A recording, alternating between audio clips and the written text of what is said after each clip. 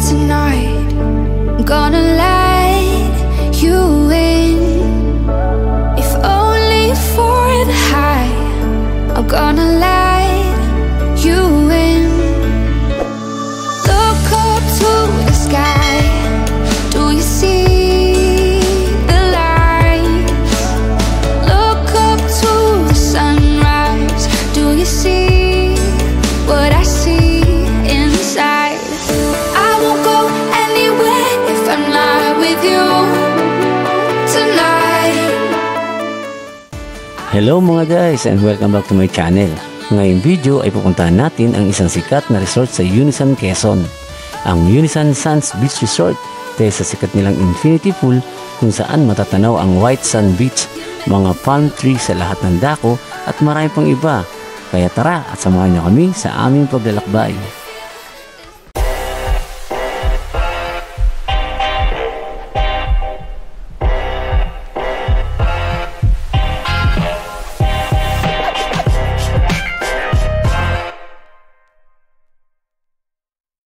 At pagkatapos ng mahigit na 4 na oras na biyahe mula sa Antipolo, ay narating din namin ang bayan ng Unisan, Quezon. Ayan na, Unisan na tayo. Ayan, oh. Welcome to Unisan, Quezon. Yes, mabuhay Unisan. Ayan, oh. Picture.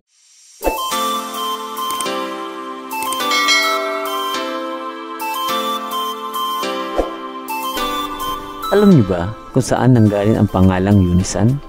Sabi nila, ito raw ay nagmula sa salitang Espanyol na unir, na nangangahulugang magkaisa. Dahil raw noong panahong iyon, ang mga naninirahan na binubuo ng mga estranghero mula sa iba't ibang bahagi ng isla ay nagkakaisa at gustong tawagin ang bayan na Unisan. Subalit, may isa pang mas kapanipaniwalang bersyon na nag-uugnay na ang pangalan ay nagmula sa salitang Latin na Unisancti, na nangangahulugang isang santo o sa karangalan ng isang santo, na posibleng tumutukoy kay Fraile Pedro Bautista, isang dating misyonaryo sa Unisan, noong ang bayang ito ay kilala bilang Kalilayan, at nang maglaon ay tinanghal na santo kasunod ng kanyang pagkamartir habang siya ay misyonaryo sa Japan. Ang Unisancti ay ginawang Unisan para sa maikli at nababagay sa mga wikang Bisaya at Kabiteño.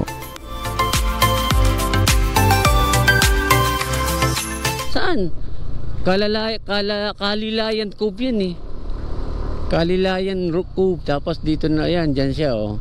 Yan oh, matandang Kalilayan Cove. Maganda siguro dyan. Minsan punta tayo dyan. Silag Reef Marine Protected. Kaya nga eh. Unico, Unisan. Yes, welcome to Unisan. Yeah.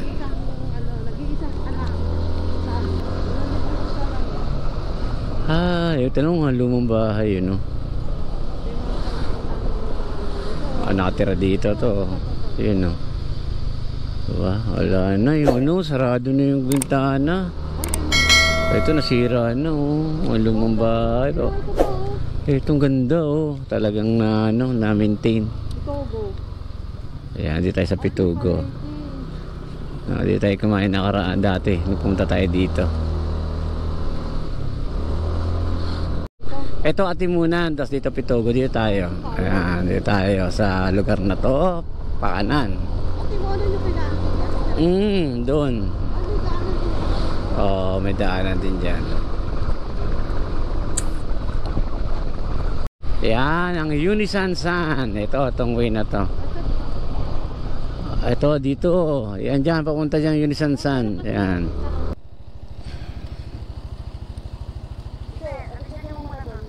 Sige, yan.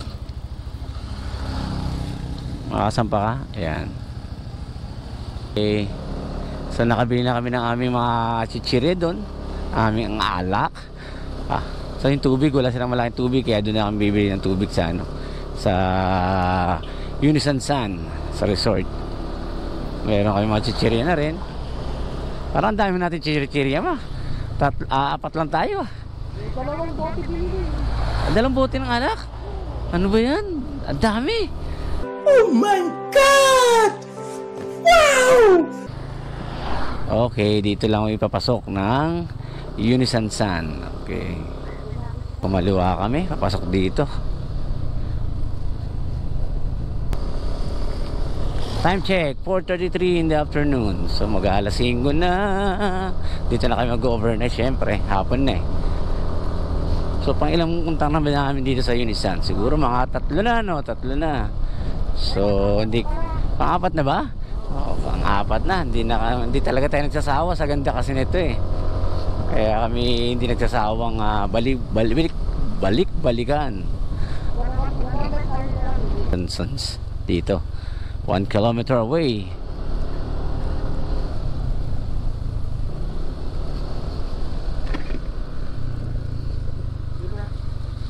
Buhangin. Oh, ito, hindi pa rin na semento lahat ito eh, no? Puta. Yan, no? Oh, dahan-dahan at madulas. Rough road. Na semento, hindi pa tapos. So may maikli pa rin talaga, ano, rough road dito.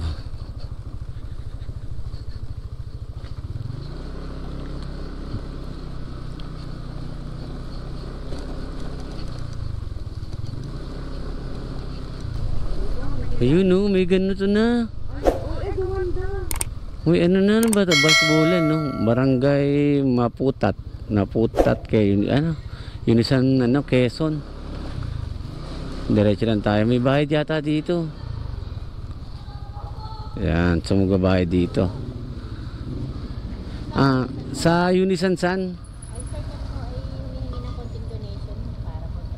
Magkano po? Donation daw. Kahit magkano? Yan na ang Unisan-san. Oh, meron na pala dito. Oo. May mga development na. White Sand Beach.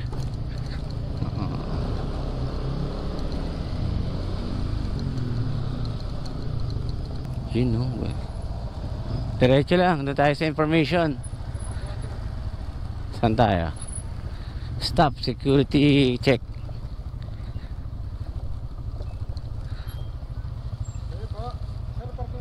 Okay, parking muna tayo.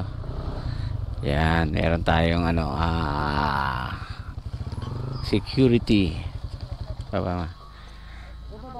Opo. Nagbabayad sa kabila? Hindi. Bago na? Bago na, nalipat na. Hindi na doon. So yung office niya dati doon kami, oh. So doon ang bayaran. Ngayon ay dito na. Malaki-laki na. Malaki na ang kanilang ano. Malaki na rin yung babayaran. Malaki na.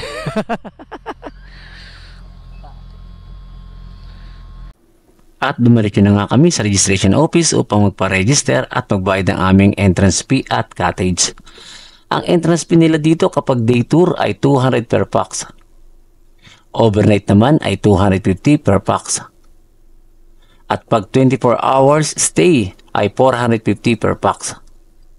At dahil halos tanghali kinabukasan ng aming alis ay chinarge kami ng 350 bawat isa. At 2,500 naman ang binayad namin para sa aming cottage. Before lunch, gano'n. Ay, yun po. Ang entrance kasi natin, sir, 24 hours ay 450. Ay, sorry. Ito po, 450 po. Ang 24 hours, since kalahating araw lang naman kayo tomorrow, 350 lang po tayo. Parang hatiin lang natin itong kalahati ng tour. So, 350 ang entrance natin, sir. Ang cottage naman po natin, 2.5 at saka 2.7 ang pwede nyo po. Pag kayong kubo lang? Yun nga po yun, sir. Open cottage. Yan, nakabayad na kami ng aming entrance at ng aming cottages. So, pupusid na kami doon sa loob. Okay, ito yung babae. Titingnan ng aming aming visit.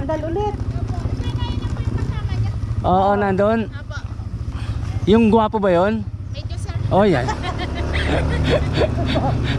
Medyo daw. Para pilitan lang si ate. Na sinabi nga, no? Medyo. Ay, nako. Ay, ang ganda Ang ganda.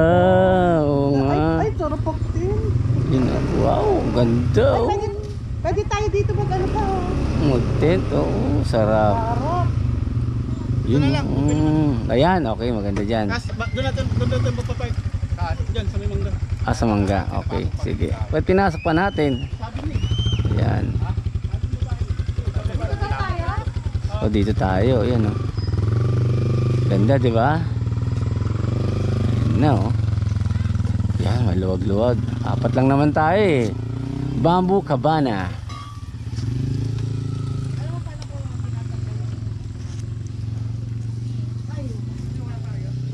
Ay, umuulan dun, oh. Umuulan, no?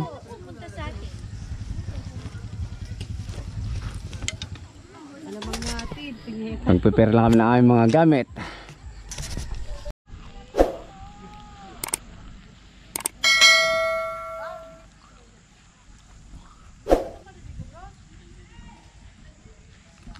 Ganda ng dagat. Tahan nyo ba yan? White sand. Dito sa Unisans ay pwede rin mag-car camping sa halagang 700 pesos. Pwede rin mag-tent pitching na nasa 200 to 500 pesos ang bayad, depende sa laki ng iyong tent. At kung wala ka naman dalang tent, pwede rin mag-rent sa halagang 700 pesos. Yan, meron din mga tables na pwedeng gamitin, no? Yan.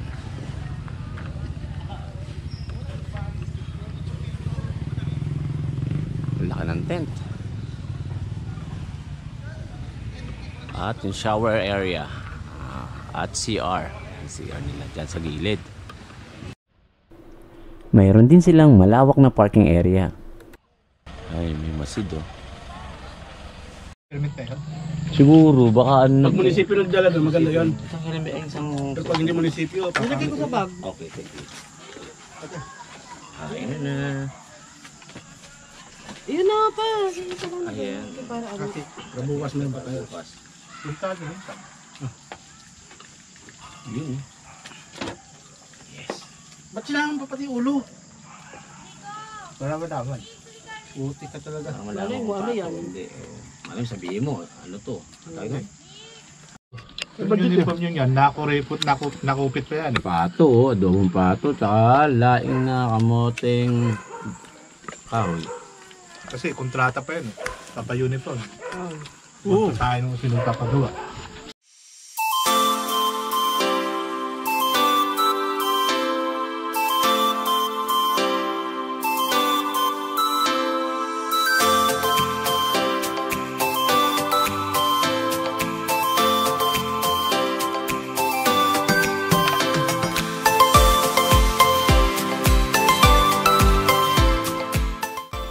Paano nga ba pumunta dito sa Unisansan?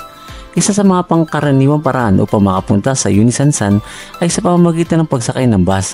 Narito ang mga hakbang. Sumakay ng bus sa Cubao or Top Avenue bound to Lucena City at sabihin sa driver o sa konduktor na ibaba ka sa Lucena Grand Terminal. At from Lucena Grand Terminal, sumakay ka ng UB Express papuntang Unisan 7-Eleven. At pagdating sa 7-Eleven ay sumakay naman ng tricycle at sabihin sa driver na ibaba ka sa Unisan Sun Resort. At kung ikaw naman ay may sasakyan, i-Waze or Google mo lang ang Unisan Sun at sigurado makakarating ka dito.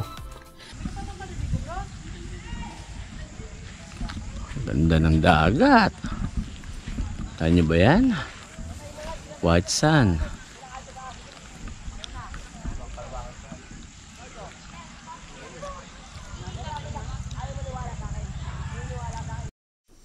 Ang Unisansan ay isang white sand beach resort na ipinagmamalaki ang 1 kilometro walang nakatirang baybayin at isang magandang infinity pool.